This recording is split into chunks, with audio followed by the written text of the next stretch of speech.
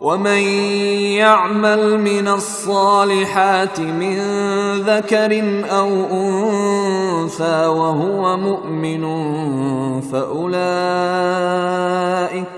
فأولئك يدخلون الجنة ولا يظلمون نقيرا۔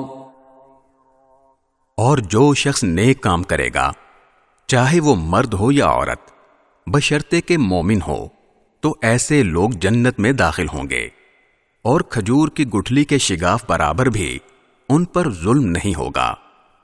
ومن احسن دینا ممن اسلم وجهه لله وهو محسن واتبع ملة ابراہیم حنیفا واتخذ اللہ ابراہیم خلیلا۔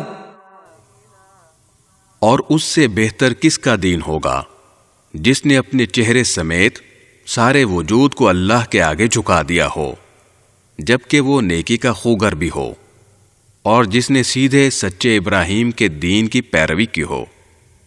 اور یہ معلوم ہی ہے کہ اللہ نے ابراہیم کو اپنا خاص دوست بنا لیا تھا۔